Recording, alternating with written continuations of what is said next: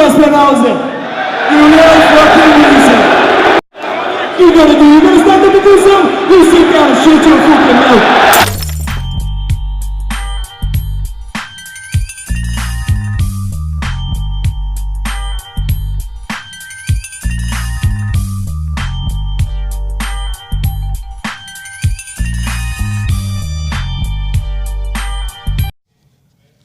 Can you guys imagine for a moment if Deontay said, anybody who fights me has to sign for 3 or 4 fights with Showtime and PBC?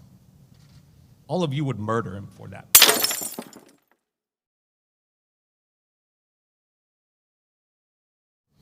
He isn't the one imposing conditions on big fights.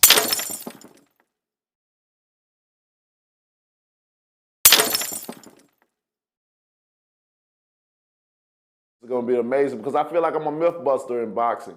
You know, you have your old school trainers, you say you don't supposed to do this, you don't supposed to do that. Like, I'll give you an example that would be in there.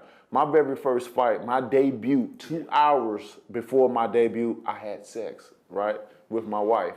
And, you know, I got horny, okay? Did you forget you were fighting? I forget, or did man, you just love your wife so much? Man, both at that time. And I remember afterwards, I was like, oh, I should shoot. I got a fight coming up or whatever. But I was telling my head, well, I went slow, so it ain't gonna be. All right, I'm gonna jump in right there. What the fuck is this nigga talking about, man? He's sitting there having a professional interview on BT Sports with a guy talking about his professional career, and he talking about his opener, how he had sex with his wife. Man, you in the pros, man. Like, ain't nobody thinking about if you having sex or not, man. That superstition really don't apply at this point in time. And that's what you choosing to talk about right now. This nigga's a damn idiot. And then this nigga's gonna say, but I got horny, okay? Who the fuck talks like that, man? This nigga's a full-blown weirdo. Like, and then he gonna sit up there and say, but I went slow. Like, he preserving stamina and shit. Man, this nigga's a full-on clown, man. But I'll digress, man. I'm gonna continue with the interview.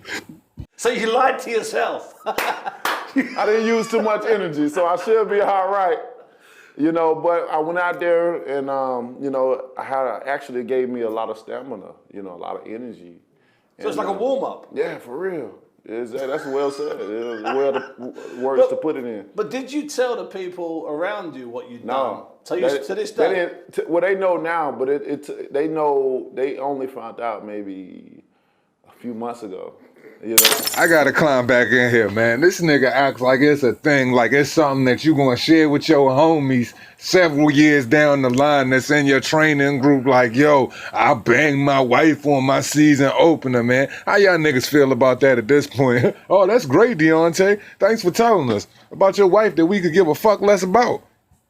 I'll continue. You know what I mean? They never knew this. I never exposed that to any of them. Like, man. Was that the last time you used that specific, unique warm-up? Well, nah. You used it a few more times. I used it one more time. I used it one more time, you know, and it was in a very recent fight, you know what I mean? So, you know. You can't give us a clue.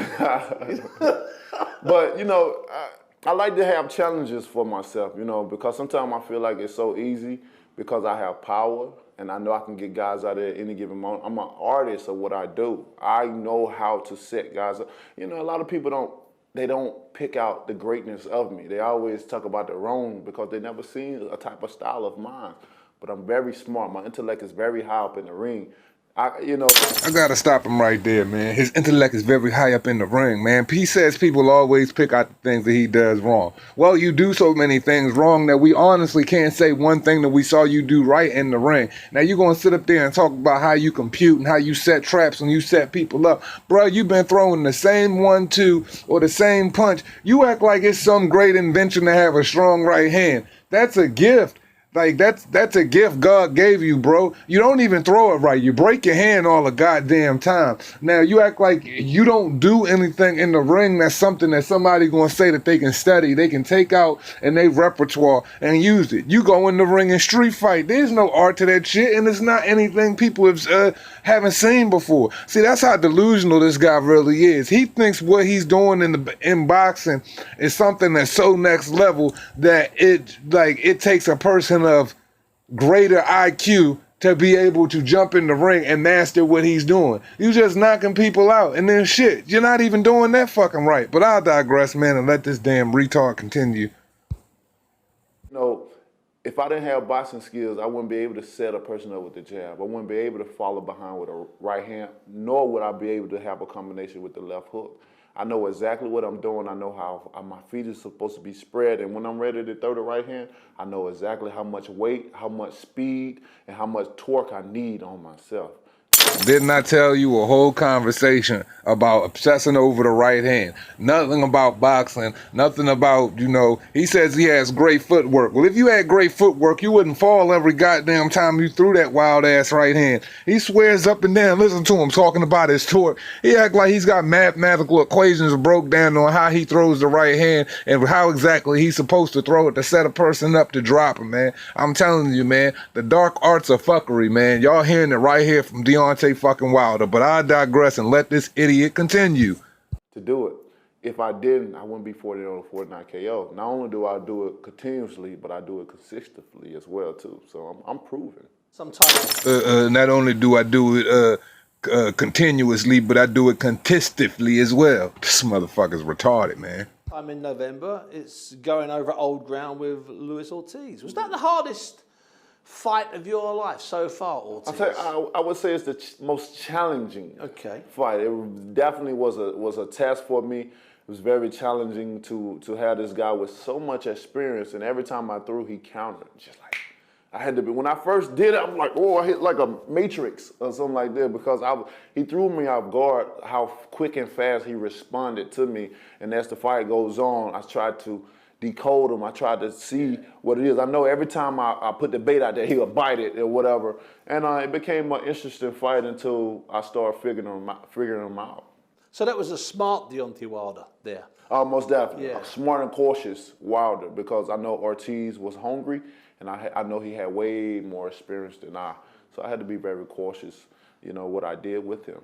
And he's coming up. And was it your idea to fight him? Was there a short list, or was it just the man? Did you say, you know what, let's give him another chance? A lot of people are talking about that round when he caught me, when he hurt me, and neglect him when I finished him, by the way. So was it your idea? Was he on your list? He was definitely my idea. I mean, I always look at the landscape of the heavyweight division, see what's going on, and I consider Ortiz as one of the best for sure. You know, none of these fighters that's at the top will have any type of high rankings in the